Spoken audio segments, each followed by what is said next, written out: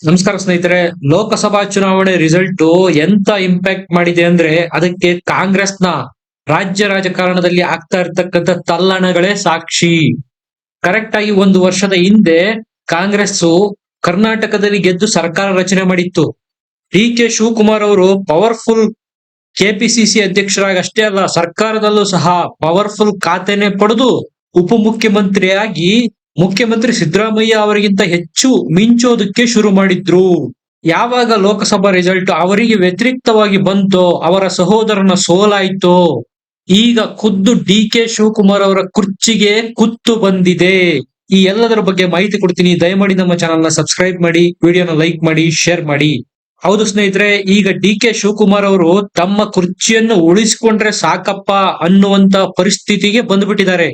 ಯಾಕಂದ್ರೆ ಈಗ ಕಾಂಗ್ರೆಸ್ ನಲ್ಲಿ ಒಂದು ಭುಗಿಲೆದ್ದಿದೆ. ಹೇಗಾದ್ರೂ ಮಾಡಿ ಡಿ ಕೆ ಶಿವಕುಮಾರ್ ಅವರ ಪವರ್ ನ ಕಡಿಮೆ ಮಾಡಬೇಕು ಅಂತೇಳಿ ಹೆಚ್ಚಿನ ಡಿಸಿಎಂ ಹುದ್ದೆಗಳನ್ನು ಸೃಷ್ಟಿ ಮಾಡಬೇಕು ಅಂತ ಈಗ ಕಾಂಗ್ರೆಸ್ ನ ಒಳಗೆ ಕೂಗು ಎಲ್ಲ ದಿಕ್ಕುಗಳಿಂದ ಕೇಳಿ ಬರ್ತಾ ಇದೆ. ಇದು ಡಿ ಕೆ ಶಿವಕುಮಾರ್ ಅವರ ನಿದ್ದೆಗೆಡಿಸಿದೆ.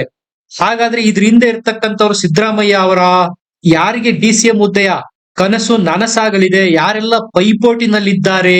ಸ್ನೇಹಿತರೆ, ಈ ಕೂಗು ಇಂದು ನಿನ್ನೆದಲ್ಲ, ಒಂದು ವರ್ಷದ ಹಿಂದೆ ಸರ್ಕಾರ ಸ್ಥಾಪನೆ ಆಯ್ತಲ್ಲ ಆಗಿನಿಂದಲೂ ಕೇಳಿ ಬರ್ತಾ ಇತ್ತು. ಲೋಕಸಭಾ ಚುನಾವಣೆ ಇದ್ದಿದ್ರಿಂದ ಕಾಂಗ್ರೆಸ್ನ ಮಲ್ಲಿಕಾರ್ಜುನ ಖರ್ಗೆ ಅವರು ಈಗ ಅದರ ಬಗ್ಗೆ ಪ್ರಸ್ತಾಪ ಮಾಡೋದು ಬೇಡ, ಚುನಾವಣೆ ಮುಗಿಲಿ ನಂತರ ಡಿಸಿಎಂ ಹುದ್ದೆ ಸೃಷ್ಟಿಯ ಬಗ್ಗೆ ಯೋಚನೆ ಮಾಡೋಣ ಅನ್ನುವ ವಿಶ್ವಾಸ ಕೊಟ್ಟು ಆಗ ಈ ಎಲ್ಲ ಸುದ್ದಿಗಳಿಗೆ ಬ್ರೇಕ್ ಹಾಕಿದ್ರು. ಈಗ ಮತ್ತೆ ಆ ಊಹಾಪೋಹಗಳು ಗರಿಗೆದರಿದಾವೆ. ಈಗ ಡಿ ಕೆ ಶಿವಕುಮಾರ್ ಅವರಂತೂ ಸೋಲಿಂದ ದಿಕ್ಕೇ ತೋಚದಂತಾಗಿದ್ದಾರೆ. ಸ್ನೇಹಿತರೆ, ಈಗ ಡಿ ಕೆ ಶಿವಕುಮಾರ್ ಅವರು ಚನ್ನಪಟ್ಟಣದಲ್ಲಿ ಕಣಕ್ಕಿಳಿತೀನಿ ಅಂತ ಹೊರಟಿರುವುದು ಸಹ ಅವರ ಡಿಸಿಎಂ ಹುದ್ದೆಯನ್ನು ಉಳಿಸಿಕೊಳ್ಳೋದಕ್ಕೋಸ್ಕರ. ಸ್ನೇಹಿತರೆ, ನಿಮ್ಗೆ ನೆನಪಿರ್ಬೋದು, 2023 ವಿಧಾನಸಭಾ ಚುನಾವಣೆಯ ಕಾಂಗ್ರೆಸ್ ಗೆಲುವಿನ ನಂತರ ಸಿಎಂ ಮಾಡೋದಕ್ಕೆ ಅಂದ್ರೆ ಪ್ರಮಾಣ ವಚನ ಸ್ವೀಕಾರ ಮಾಡೋದಕ್ಕೆ ಕರ್ನಾಟಕದಲ್ಲಿ ಲೇಟ್ ಆಯ್ತು. ಇದಕ್ಕೆ ಕಾರಣ ಡಿ ಕೆ ಶಿವಕುಮಾರ್ ಅವರು ನಾನು ಸಿಎಂ ಆಗಬೇಕು ಅನ್ನುವ ಹೆಬ್ಬಯಕೆ ಹೊಂದಿದ್ದು. ಆಗ ಡಿ ಕೆ ಶಿವಕುಮಾರ್ ಅವರು ಪವರ್ಫುಲ್ ಇದ್ರು, ಕೆಪಿಸಿಸಿ ಅಧ್ಯಕ್ಷರಾಗಿ ಕಾಂಗ್ರೆಸ್ ಪಕ್ಷನ ಗೆಲ್ಲಿಸಿಕೊಂಡು ಬರುವಲ್ಲಿ ಯಶಸ್ವಿಯಾಗಿದ್ರು. ಇಂದಿನ ಅನೇಕ ಸಂದರ್ಭಗಳಲ್ಲಿ ಯಾರು ಕೆಪಿಸಿಸಿ ಅಂದ್ರೆ ಆ ರಾಜ್ಯದ ಕಾಂಗ್ರೆಸ್ ಘಟಕದ ಅಧ್ಯಕ್ಷರಾಗಿರೋರು ಸಹಜವಾಗಿ ಪಕ್ಷ ಗೆದ್ದಾಗ ಮುಖ್ಯಮಂತ್ರಿ ಹುದ್ದೆಯ ದಾವೇದಾರರಾಗಿರ್ತಾರೆ. ಇಲ್ಲಿ ಕರ್ನಾಟಕದಲ್ಲೂ ಸಹ ಕಾಂಗ್ರೆಸ್ ಗೆದ್ದಾಗ ಅಧ್ಯಕ್ಷರಾಗಿದ್ದವರು ಡಿ ಕೆ ಶಿವಕುಮಾರ್ ಅವರು. ಸಹಜವಾಗಿ ಅವರಿಗೂ ಸಹ ಆಸೆ ಗರಿಗೆದರಿತ್ತು. ಆಗ ಹೈಕಮಾಂಡ್ ಒಂದು ಷರತ್ತು ವಿಧಿಸಿ ಒಂದೇ ಒಂದು ಉಪಮುಖ್ಯಮಂತ್ರಿ ಹುದ್ದೆಯನ್ನು ಸೃಷ್ಟಿ ಮಾಡ್ತೀವಿ ಮತ್ತು ಅದು ತಾವಾಗಿರ್ತೀರಾ, ಕೆಪಿಸಿಸಿ ಅಧ್ಯಕ್ಷರಾಗೂ ಸಹ ಮುಂದುವರಿಯಬಹುದು. ಈ ಎರಡು ಷರತ್ತುಗಳಿಗೆ ಒಪ್ಪಿದಂತಹ ಡಿ ಕೆ ಶಿವಕುಮಾರ್ ಅವರು 2.5 ವರ್ಷ ಆದ ನಂತರ ಸಿಎಂ ಚೇಂಜ್ ಮಾಡಬೇಕು ಅನ್ನುವ ಅಲಿಖಿತ ಒಪ್ಪಂದ ಮಾಡಿಕೊಂಡು ಕರ್ನಾಟಕದಲ್ಲಿ ಸಿಎಂ ಆಗಿ ಅಧಿಕಾರ ಸ್ವೀಕಾರ ಮಾಡೋದಕ್ಕೆ ನನ್ನ ನಿರಾಕರಣೆ ಏನು ಇಲ್ಲ ಅಂತ ಸಿದ್ದರಾಮಯ್ಯ ಅವರು ಪ್ರಮಾಣ ವಚನ ಸ್ವೀಕಾರ ಮಾಡೋದಕ್ಕೆ ಸಮ್ಮತಿ ಸೂಚಿಸಿದ್ರು ಡಿ ಕೆ ಶಿವಕುಮಾರ್ ಅವರು.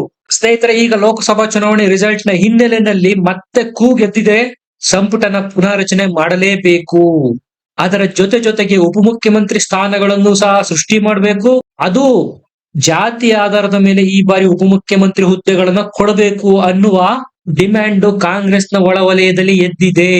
ಅಲ್ಪಸಂಖ್ಯಾತರಿಗೊಂದು, ಲಿಂಗಾಯತರಿಗೊಂದು, SC ST ಸಮುದಾಯಕ್ಕೊಂದು, ಹೀಗೆ 3 ಉಪಮುಖ್ಯಮಂತ್ರಿಗಳನ್ನು ಹೆಚ್ಚುವರಿಯಾಗಿ ಸೃಷ್ಟಿ ಮಾಡಬೇಕು ಅನ್ನುವ ಡಿಮ್ಯಾಂಡ್ ಕಾಂಗ್ರೆಸ್ನ ಒಳ ವಲಯದಲ್ಲಿ ಈಗ ಕೇಳಿ ಬರ್ತಾ ಇದೆ. ಸ್ನೇಹಿತರೆ, ಈ ಚರ್ಚೆಗೆ ಈಗ ಫಲ ಬಂದಿರೋದು ಡಿ ಕೆ ಶಿವಕುಮಾರ್ ಅವರು ಚನ್ನಪಟ್ಟಣ ಕ್ಷೇತ್ರದಿಂದ ಸ್ಪರ್ಧೆ ಮಾಡ್ತೀನಿ ಅಂತ ಹೇಳಿ ಆದ ಮೇಲೆ, ಮತ್ತು ಇದಕ್ಕೆ ಅಡಿಷನಲ್ ಆಗಿ ಡಿ ಕೆ ಶಿವಕುಮಾರ್ ಅವರು ಬೆಂಗಳೂರು ಗ್ರಾಮಾಂತರದಲ್ಲಿ ಡಿ ಕೆ ಶಿವಕುಮಾರ್ ಅವರ ತಮ್ಮ ಬೆಂಗಳೂರು ಗ್ರಾಮಾಂತರದಲ್ಲಿ ಸೋತಿರೋದು ಸಹ ಇದಕ್ಕೆ ಬಲ ಬಂದಿರೋದಕ್ಕೆ ಕಾರಣ ಆಗಿದೆ. ಅಷ್ಟೇ ಅಲ್ಲ, ತಾವೇ ಉಸ್ತುವಾರಿ ವಹಿಸಿರ್ತಕ್ಕಂತಹ ಬೆಂಗಳೂರು ನಗರದ 4 MP ಕ್ಷೇತ್ರಗಳನ್ನು ಕಾಂಗ್ರೆಸ್ ಹೀನಾಯವಾಗಿ ಸೋತಿರೋದು. ಇನ್ನು ಹಳೆ ಮೈಸೂರು ಭಾಗದಲ್ಲಿ ಹಾಸನ ಒಂದನ್ನು ಮಾತ್ರ ಗೆದ್ದುಕೊಳ್ಳೋದಕ್ಕೆ ಸಾಧ್ಯ ಆಯ್ತು. ಈ ಕಡೆ ತುಮಕೂರಲ್ಲೂ ಸಹ ಪಕ್ಷ ಹೀನಾಯವಾಗಿ ಸೋಲ್ತು. ಈಗ ಸೋಲಿಂದ ಕಂಗೆಟ್ಟಿದ್ದಾರೆ ಡಿ ಕೆ ಶಿವಕುಮಾರ್ ಅವರು. ನಾನು ಸಿಎಂ ಆಗಿಬಿಡ್ತೇನೆ 2.5 ವರ್ಷ ಆದ್ಮೇಲೆ ಅಂತ ಡಿಮ್ಯಾಂಡ್ ಇಟ್ಟಿದ್ದಂತಹ ಡಿ ಕೆ ಶಿವಕುಮಾರ್ ಅವರಿಗೆ ಈಗ ಉಪಮುಖ್ಯಮಂತ್ರಿ ಸ್ಥಾನನೂ ಸಹ ಎಲ್ಲಿ ಕಳೆದುಕೊಂಡು ಬಿಡ್ತೇನೋ ಅನ್ನುವ ಆತಂಕ ಶುರುವಾಗಿದೆ.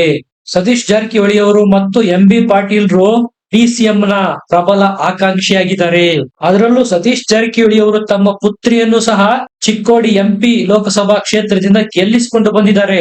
ಅವರಿಗೆ ಈಗ ಆನೆ ಬಲ ಬಂದಂತಾಗಿದೆ. ಮೊದಲಿಂದಲೂ ಉಪಮುಖ್ಯಮಂತ್ರಿ ಸ್ಥಾನ ಬೇಕು ಬೇಕು ಅಂತ ಡಿಮ್ಯಾಂಡ್ ಇಟ್ಟಿದ್ದಂತಹ ಸತೀಶ್ ಜಾರಕಿಹೊಳಿ ಅವರು ಈಗ ಹಠ ಹಿಡಿದು ಕೂತಿದ್ದಾರೆ. ಸಂಪುಟ ಪುನಾರಚನೆ ಆಗ್ಲೇಬೇಕು, ಉಪಮುಖ್ಯಮಂತ್ರಿ ಹುದ್ದೆ ಸೃಷ್ಟಿ ಆಗ್ಲೇಬೇಕು ಅಂತ.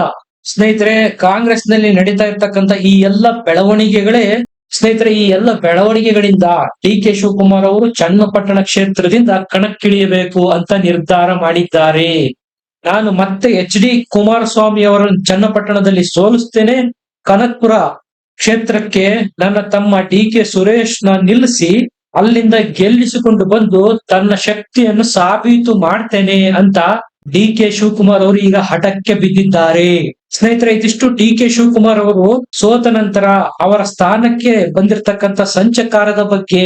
ನಿಮಗೇನನ್ಸುತ್ತೆ? ವಿಡಿಯೋನ ಲೈಕ್ ಮಾಡಿ, ಶೇರ್ ಮಾಡಿ, ಕಮೆಂಟ್ ಮಾಡಿ, ನಮ್ಮ ಚಾನೆಲ್ ನ ಸಬ್ಸ್ಕ್ರೈಬ್ ಮಾಡಿ. ಮತ್ತೆ ಸಿಗೋಣ. ನಮಸ್ಕಾರ.